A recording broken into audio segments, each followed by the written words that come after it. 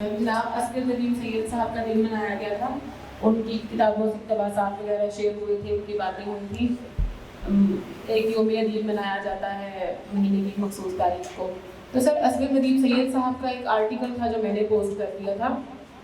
اس میں انہوں نے کچھ اعترافیہ لکھا ہوا تھا کہ میں اتنے سال جو پڑھاتا رہا ہوں میں نہیں پڑھانا چاہتا تھا, لیکن وہ کچھ پریشر تھا سوسائٹی کا یا ایوب دور کی کچھ سختیاں تھیں جس پہ میں مجبور رہا. تو وہ ان کا وہ سارا ایک مطلب افسوسناک سا ایک آرٹیکل تھا.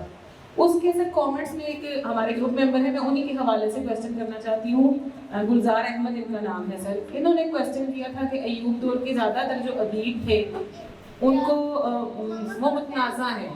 کہا جاتا ہے کہ گورنمنٹ کے لیے لکھتے تھے, ضیاء صاحب کے لیے لکھتے تھے, اور انہوں نے خاص ماحول بنا دیا تھا اسپرچولیزم کو لے کے, روحانیت کو لے کے, بابوں کو لے کے. آپ کو پتہ ہے مفتی صاحب, اشفاق صاحب سبھی اسی دور کے لوگ تھے. تو کیا میں آپ سے یہ جاننا چاہتی ہوں, آپ نے کتاب کے ٹاپک پہ بھی کیونکہ بات نہیں کی, تو میں یہ جاننا چاہتی ہوں آپ کا اس پہ کیا پوائنٹ ہے.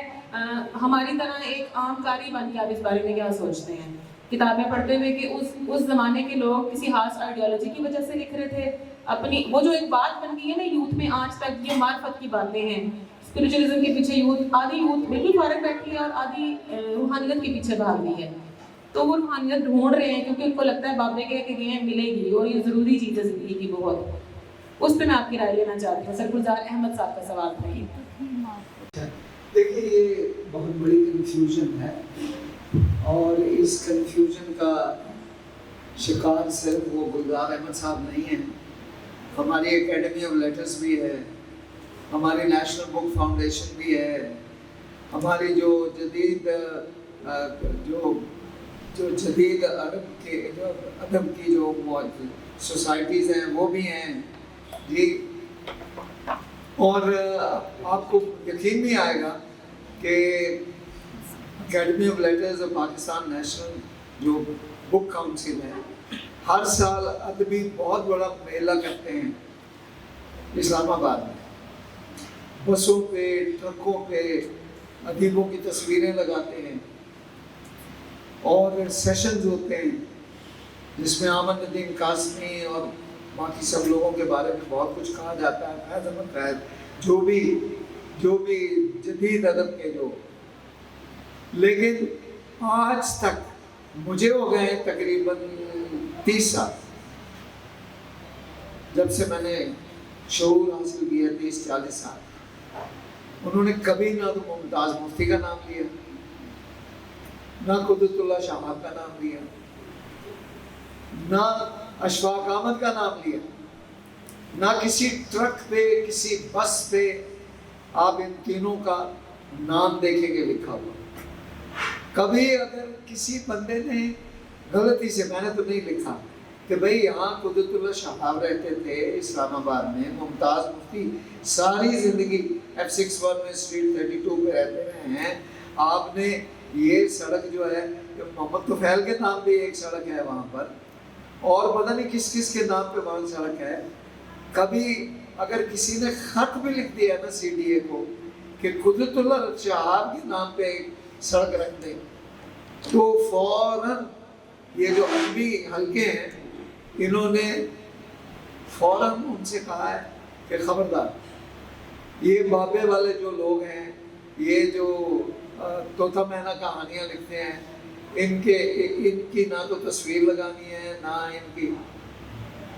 اچھا میں خوش ہوں, اس کی وجہ ہے کہ یہ وہ لوگ ہیں جن کو لوگ پڑھتے ہیں, آپ پڑھتے ہیں. ان لوگوں کو کسی کی ضرورت نہیں ہے.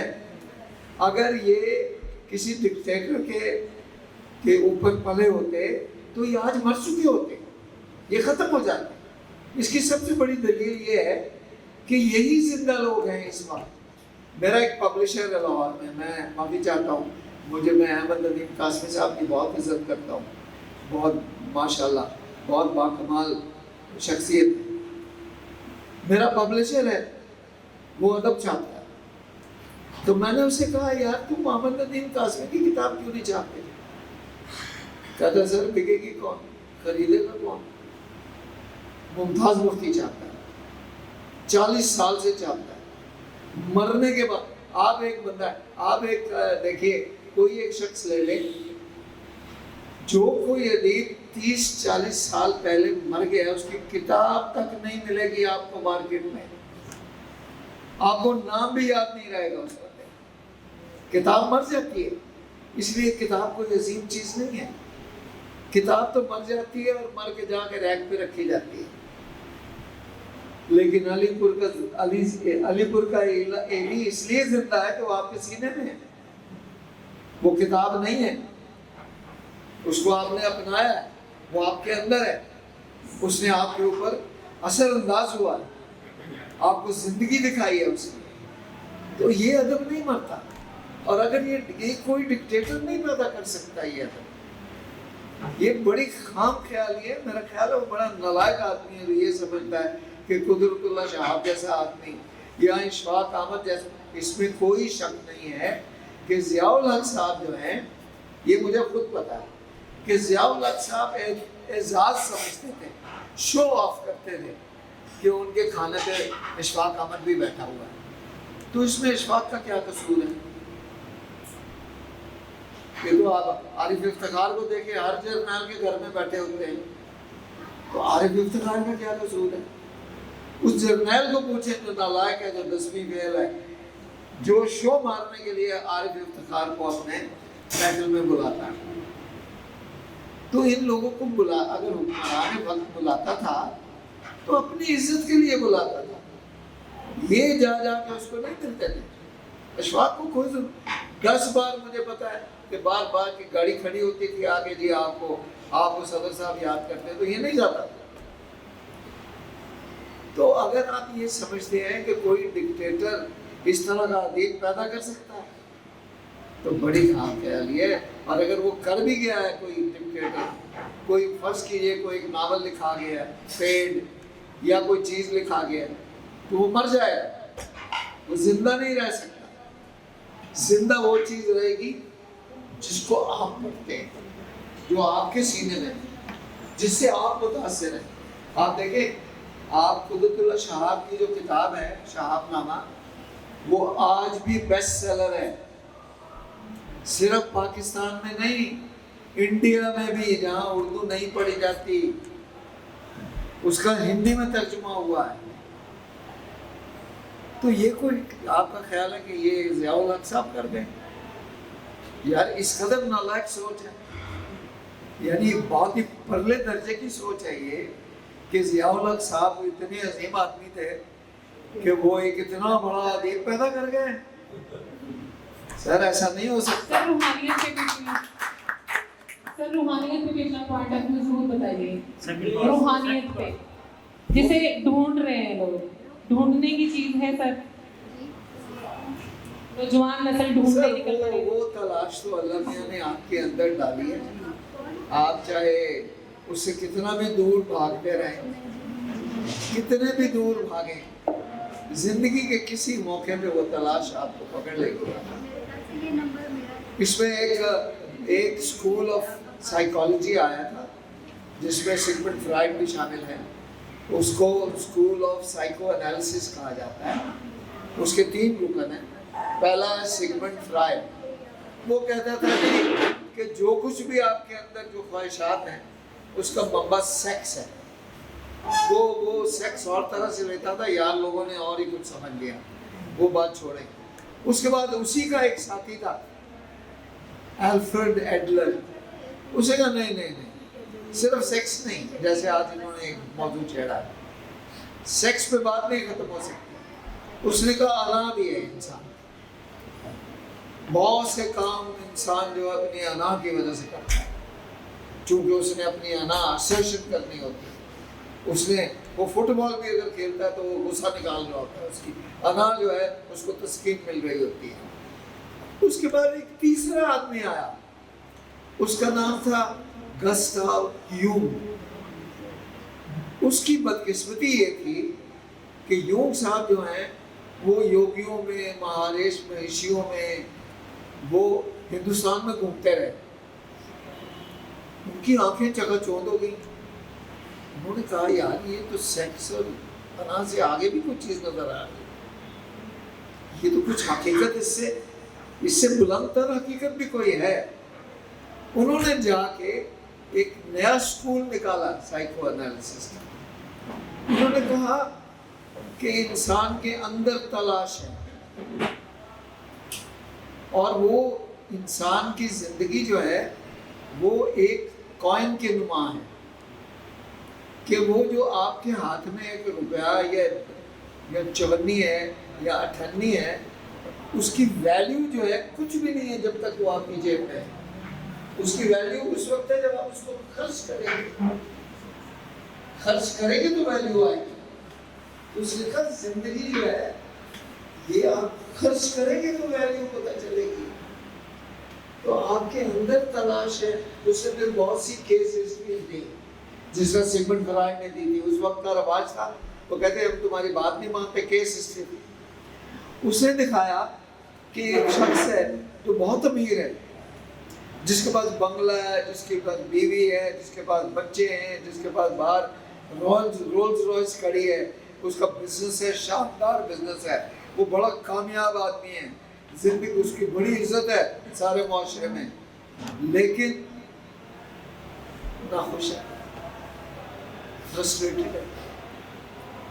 اس کو لگتا ہے کوئی کمی ہے، کوئی زندگی میں ابھی کچھ رہ گیا باقی. ایک گانا ہے میری بیوی نے مجھے سنایا تھا، وہ کیا نام کیا ہے، علی عصمت کا ایک گانا ہے. اس گانے میں وہ اس کے پکڑے کے بعد کہتا ہے کہ سب کچھ مجھے مل گیا، ابھی کچھ رہ گیا. تو یہ جملہ جو ہے نا، ابھی کچھ رہ گیا باقی، یہ سب کے اندر ہے. ہر ایک بندے یہ بلب بنا رہے ہیں، بنا لے. جو تو سارے بن جان گے، کامیاب ہو جائے گا، ٹھیٹ بڈا ہو جائے گا، 2 گڈیاں باہر کھڑیاں ہوں گی. ابھی کچھ رہ گیا. تو یہ جو ابھی کچھ رہ گیا باقی ہے، یہ اللہ نے آپ کے اندر امپلانٹ کیا ہوا ہے. اس لیے روحانیت کو کوئی نہیں مار سکتا.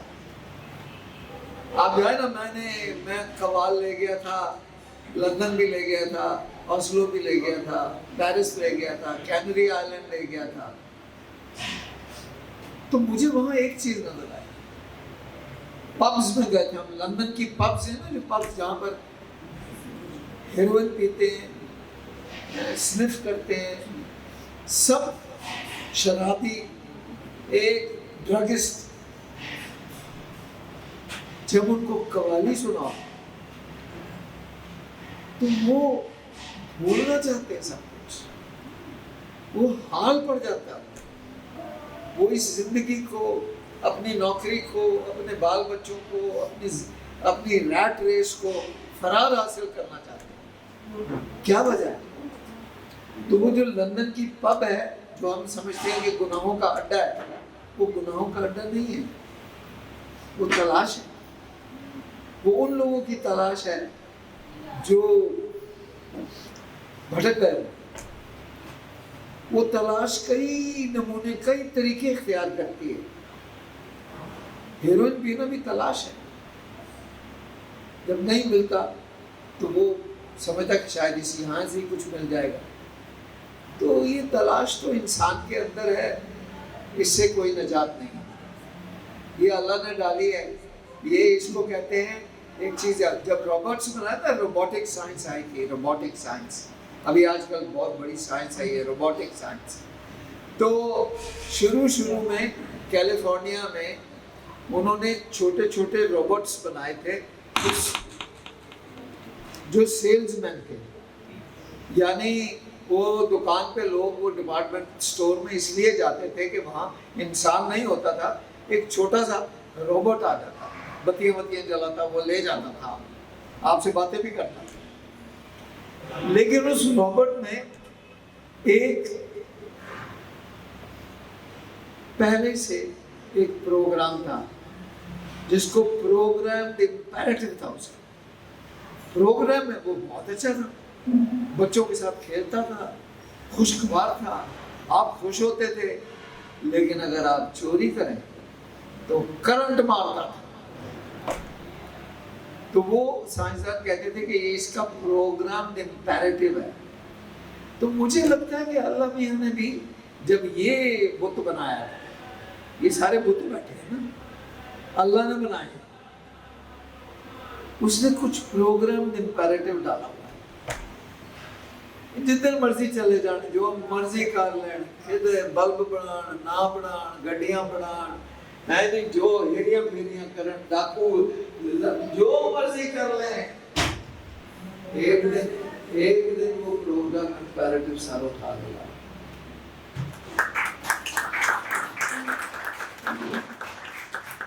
جی رفیق صاحب